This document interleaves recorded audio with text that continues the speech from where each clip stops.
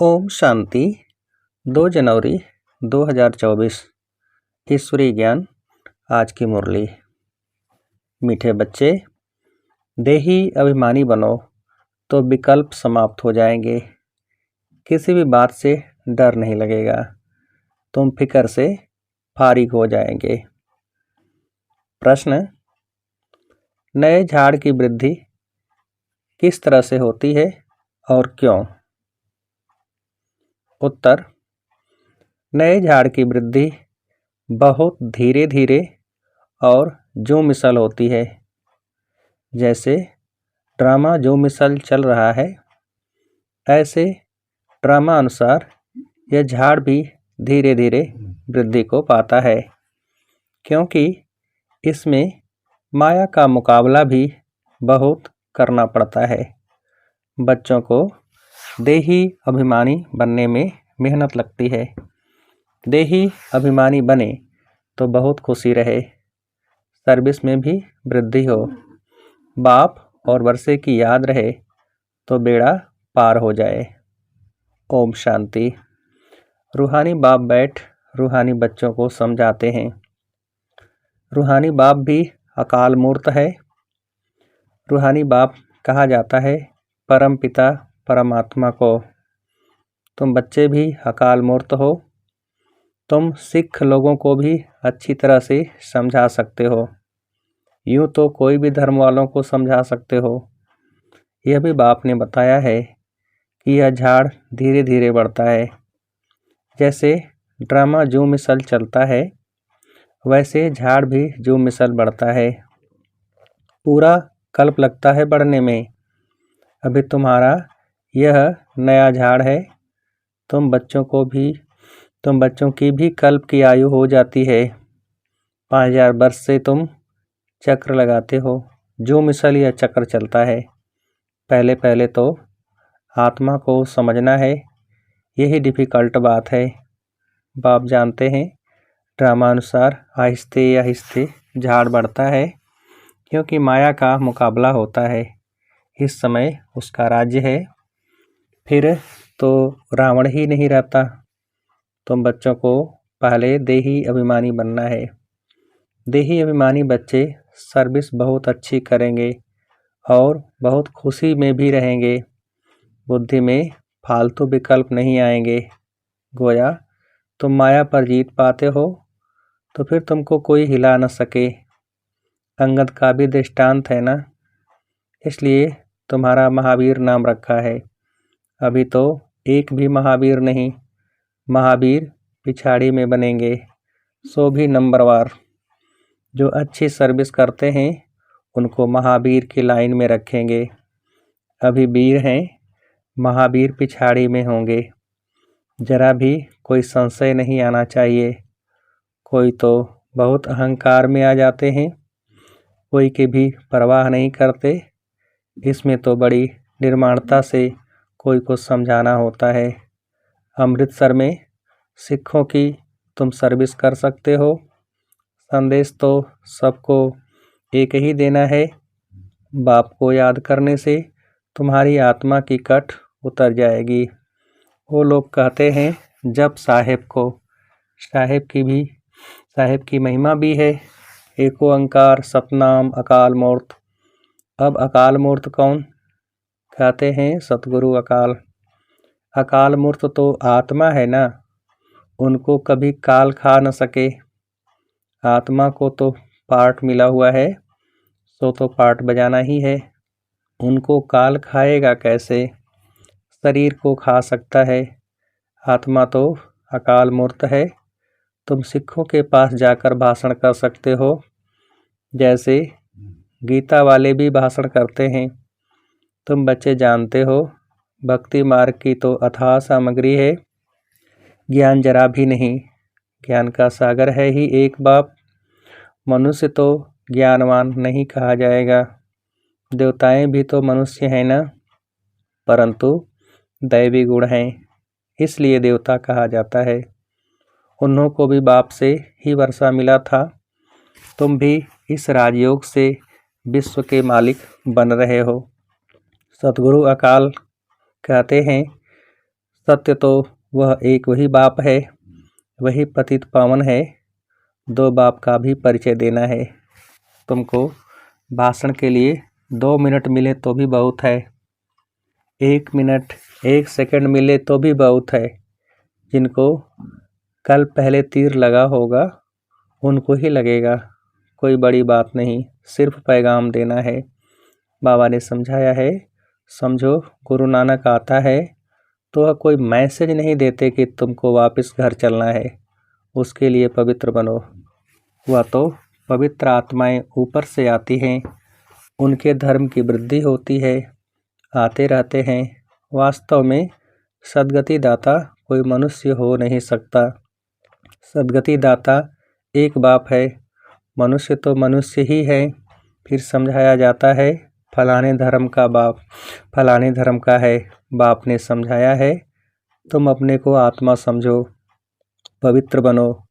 गुरु नानक ने कहा है, मूत पलीती कपड़ धोए। यह भी पीछे शास्त्र बनाने वालों ने लिखा है।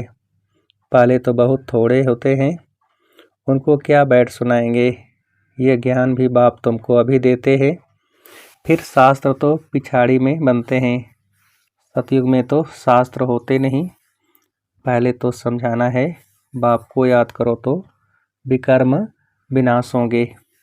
विनाश तो होना ही है। पूछना चाहिए, सर्वव्यापी किसको कहते हो? जिसकी यह महिमा गाते हो एको ओंकार, वह तो बाप ठहरा ना। उनके बच्चे हम आत्माएं भी अकाल मूर्त हैं। हमारा तख्त यह है, हम एक तख्त छोड़ दूसरे पर बैठे हैं, 84 तख्त पर बैठते हैं। अब यह है पुरानी दुनिया, कितने हंगामे हैं। नई दुनिया में यह बातें हो न सके। वहाँ तो एक ही धर्म होता है।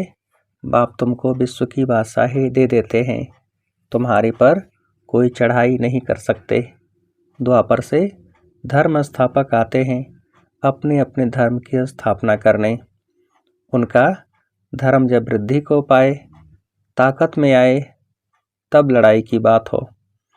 इस्लामी पहले कितने थोड़े होंगे। तुम्हारा धर्म तो यहाँ स्थापन होता है, वह आते ही द्वापर में है, उस समय ही धर्म स्थापन होता है। फिर एक दो के पिछाड़ी आते जाएंगे। ये बड़ी समझने की बातें हैं। कोई तो ड्रामा अनुसार कुछ भी धारण नहीं कर सकते हैं। बाप समझाते हैं, जरूर उनका पद कम होगा। यह कोई श्राप नहीं है। माला तो महावीरों की बनती है। ड्रामा अनुसार सभी एक जैसा पुरुषार्थ तो कर नहीं सकते, आगे भी नहीं किया होगा। कहेंगे फिर हमारा क्या दोष है?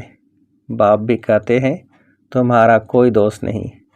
तकदीर में नहीं है तो बाप क्या कर सकते। समझ सकते हैं कौन कौन किस पद के लायक हैं। सिखों को भी समझाना है कि साहेब को जपो तो सुख शांति मिले। उनको सुख तब मिलता है जब उनके धर्म की स्थापना होती है। अब तो सब नीचे आ चुके हैं। तो मानते हो सतगुरु अकाल, फिर गुरु किसको कहते हो? सद्गति देने वाला गुरु एक है, भक्ति सिखलाने वाले तो ढेर गुरु चाहिए।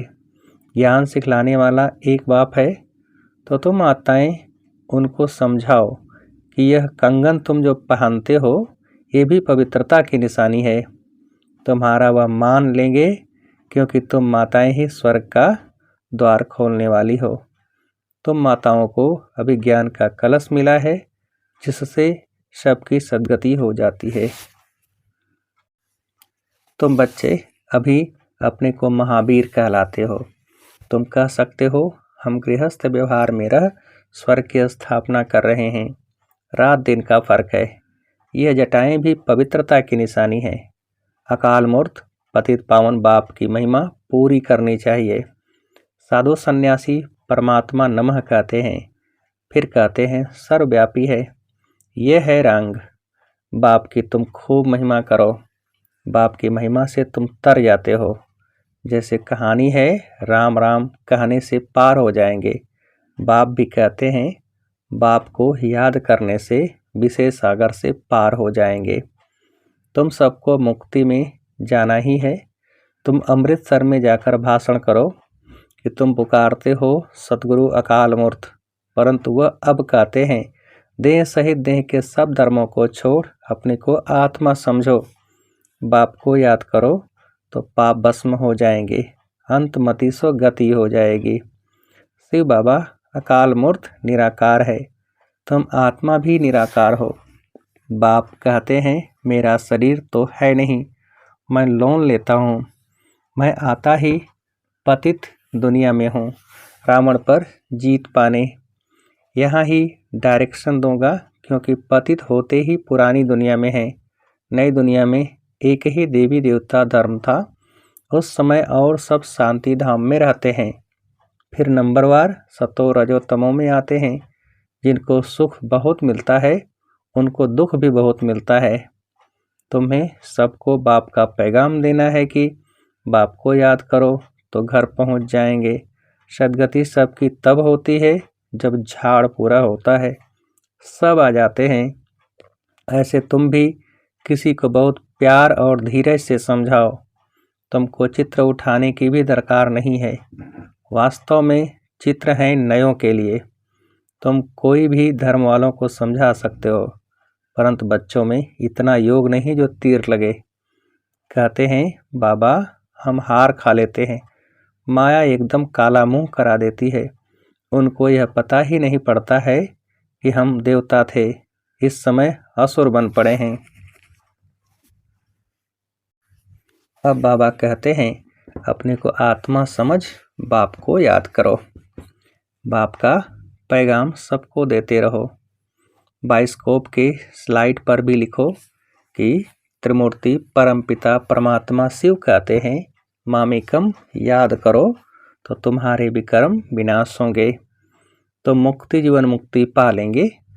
पैगाम तो सबको देना है ना, स्लाइड्स भी बन जाना चाहिए। इसमें यह जैसे एक वशीकरण मंत्र मनमना भव का सबको दो। इस पढ़ाई में देरी नहीं लगती, आगे चलकर सब समझेंगे। कोई फिक्र की बात नहीं, फिक्र से रहित तो होना ही है।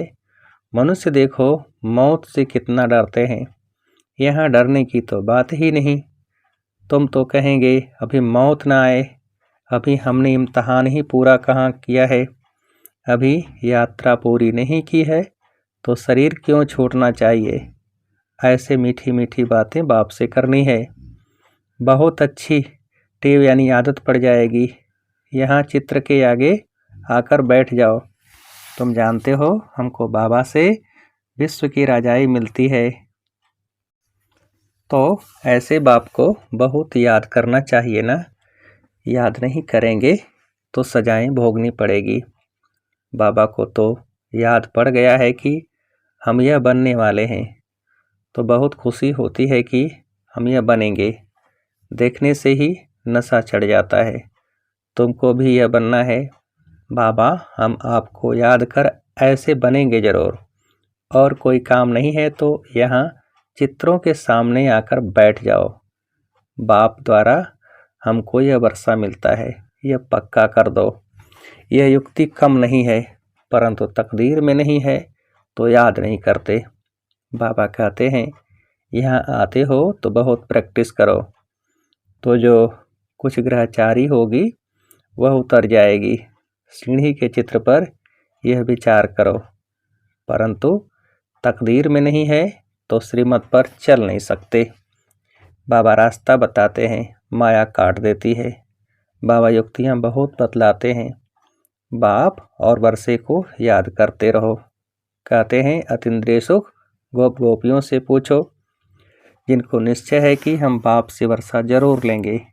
बाबा स्वर्ग की स्थापना कर हमें उसका मालिक बनाते हैं। चित्र भी ऐसे बने हुए हैं। तुम सिद्ध कर बताते हो कि ब्रह्मा विष्णु का क्या संबंध है और किसको भी पता नहीं। ब्रह्मा का चित्र देख मूंझ जाते हैं। स्थापना में टाइम जरूर लगता है, कर्मातीत अवस्था में भी टाइम लगता है, घड़ी घड़ी भूल जाते हैं। यह आदत डालनी चाहिए। नवधा भक्ति वाले भी चित्र के आगे बैठ जाते हैं, हमको दीदार हो। तुम तो यह बनते हो तो तुमको याद करना चाहिए। बैज भी तुम्हारे पास है। बाबा अपना भक्ति मार्ग का मिसाल बताते हैं कि नारायण की मूर्ति से मेरा बहुत प्यार था, वह सब था भक्ति मार्ग। अब बाप कहते मामिकम याद करो और कुछ भी नहीं करना है। बाबा कहते हैं हम तो ओबीडिएंट सर्वेंट हैं, हमें तुम माथा क्यों टेकते हो। अच्छा, माता पिता बाप दादा का मीठे मीठे सिकिलदे बच्चों प्रति याद प्यार और गुड मॉर्निंग। रूहानी बाप की रूहानी बच्चों को नमस्ते। हम रूहानी बच्चों की रूहानी बाप को नमस्ते। धारणा के लिए मुख्य सार। पहली पॉइंट, निर्माणता का गुण धारण करना है, जरा भी अहंकार में नहीं आना है। ऐसा महावीर बनना है जो माया हिला न सके। दूसरी पॉइंट, सभी को मनमना भव का वशीकरण मंत्र सुनाना है। बहुत प्यार और धीरज से सबको ज्ञान की बातें सुनानी है। बाप का पैगाम सब धर्म वालों को देना है। वरदान, कर्म और संबंध दोनों में स्वार्थ भाव से मुक्त रहने वाले बाप समान कर्मातीत भव। कर्म और संबंध दोनों में स्वार्थ भाव से मुक्त रहने वाले बाप समान कर्मातीत भव। विस्तार, आप बच्चों की सेवा है सबको मुक्त बनाने की, तो औरों को मुक्त बनाते स्वयं को बंधन में बांध नहीं देना। जब हद के मेरे मेरे से मुक्त होंगे तब अव्यक्त स्थिति का अनुभव कर सकेंगे। जो बच्चे लौकिक और अलौकिक कर्म और संबंध दोनों में स्वार्थ भाव से मुक्त हैं, वही बाप समान कर्मातीत स्थिति का अनुभव कर सकते हैं। तो चेक करो कहाँ तक कर्मों के बंधन से न्यारे बने हैं, व्यर्थ स्वभाव संस्कार के बस होने से मुक्त बने हैं। कभी कोई पिछला संस्कार स्वभाव वशीभूत तो नहीं बनाता है। स्लोगन, समान और संपूर्ण बनना है तो स्नेह के सागर में समा जाओ। समान और संपूर्ण बनना है तो स्नेह के सागर में समा जाओ। अच्छा, ओम शांति।